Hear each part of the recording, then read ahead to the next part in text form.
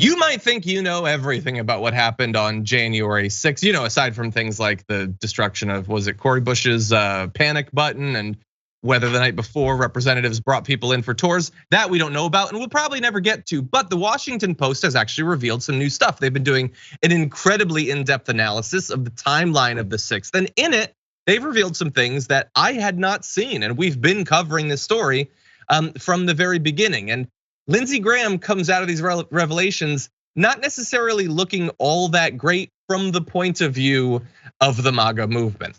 So you can find all this, by the way. It's the second chapter of their reconstruction of January 6th. This chapter is titled Bloodshed if you want to take a look at that. There's a lot more than we're gonna be covering here. But they say that the Senate and House leaders had been evacuated by Capitol Police and taken to an undisclosed location, but many lawmakers remained in their chambers for a few minutes before they were led to safety in the Hart Senate office building. Senator Lindsey Graham was irate that senators were forced to flee their own chamber. He yelled at the Senate Sergeant at Arms, quote, "What are you doing? Take back the Senate. You've got guns, use them. We give you guns for a reason, use them." So look, I think there were probably a lot of people on that day and since then that have been said it is weird that suddenly the police were really shy about using their guns. I think in the end it's good. I wish that they had been even slightly more so. But to have Lindsey Graham at the time saying these MAGA protesters should have been being gunned down, that is very much not how he has talked about that day since then. And so we can look at when he was terrified in the moment, when he feared, as many did, that he might die. He was all for the Capitol Police begin gunning down these people that were storming the Capitol. And Francesca, that is not something that I had seen before, at least. No, and I think it actually is pretty significant. Lindsey Graham has like just real big broken clock energy. He definitely, sort of snaps out of his own morality and comes back around to just being a crazy bootlicker. But in this case, he was right. There was a reason, and there is a reason the Capitol Police are armed, and it's arguably to defend the Capitol. That is the point. And as we've gotten more revelations, as more investigations and more inquiries have been done on January 6th, some of the stuff we already knew is being affirmed. And one of those things is that the FBI did not take the January 6th Stop the Steal rally seriously, which is insane to imagine.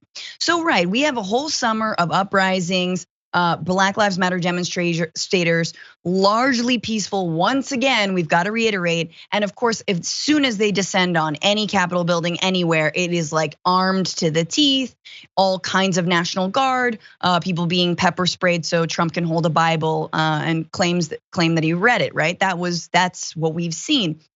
In the same summer, you saw anti-mask protesters and anti-lockdown protesters literally with AR-15s or whatever automatic gun they had, storming Capitol buildings throughout this entire time, mowing down BLM protesters. And somehow the FBI didn't take it seriously or didn't think it was enough of a threat. How many more incidents at Trump rallies of violence do you need to prove that that's what they do, that he and all the Republicans at this point are perfectly fine with kicking up and stirring violence and encouraging people to violence?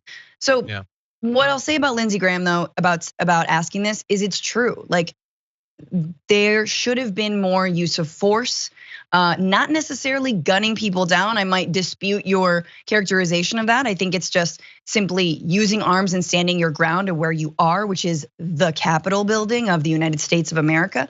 And there was a poignant point in the HBO documentary, 4 Hours at the Capitol, where Congressman Ruben Gallego basically says, we didn't want to leave the Capitol building because what happens in every kind of coup situation that's ever been around the world, whether US backed or not, it's always the point at which the president or Congress people leave the Capitol that they cede their control of their government. And that's exactly what some were being encouraged to do. There were like buses allowing Congress people to leave. And Ruben Gallego was like, no, we need to stay. And so in that sense, I think Lindsey Graham might be right. Yeah, I think it is impossible, I think, for most people, and definitely for me, to divorce my knowledge of what ended up happening from it. Like if I had perfect knowledge, and I mean, at this point, we don't have perfect knowledge, but we know ultimately what ended up happening. I'm glad that they didn't shoot a lot more of those people.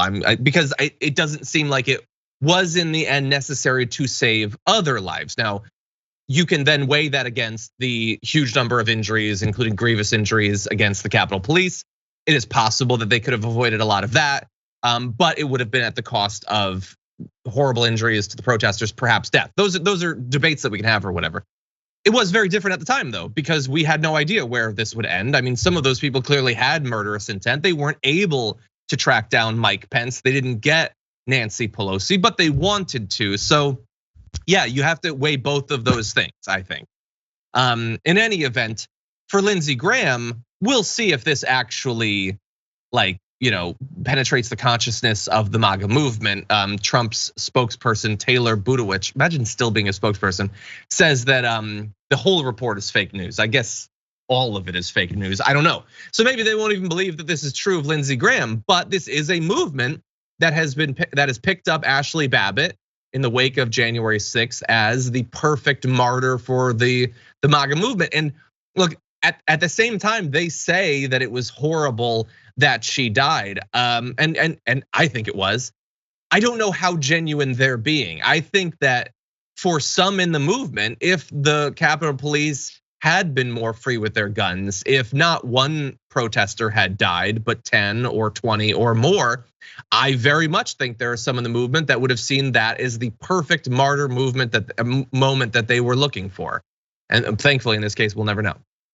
No, but I do want to say though, just like police everywhere, there are tactics for de-escalating a situation. And I'm not saying like that you're set up to do that necessarily on that day, but think about it. I've been in protests. People out there who watch this show have been in protests. What happens? You get tear gas, you get pepper sprayed, you get surrounded by netting and say you're under arrest. There's immense amount of non-lethal, supposedly, ammunitions. You got rubber bullets, all kinds of ways to treat a so-called riot like a riot. Usually it's grandmothers protesting against wars, but tomato, tomato.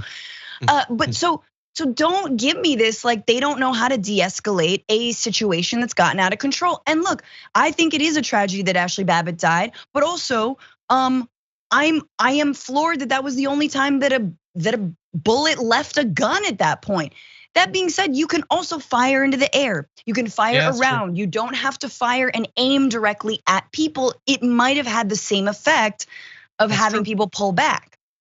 Yeah, no, you're totally right. And we did have some de-escalation tactics. We had diversionary tactics and that sort of thing. But a lot of what you're describing there wasn't tried. Even outdoors early on, it's possible that it never would have come to them being in the Capitol if something like that had been done. Yeah. We'll never know. If they'd been just peacefully playing guitars or something like that, they probably would have gotten buzzed by a Black Hawk helicopter or something. But in this case, it was just retreat and maybe take a selfie.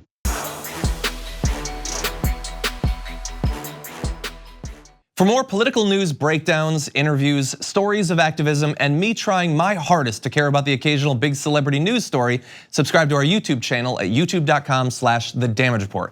And you can ring the bell wherever it is so you don't miss anything.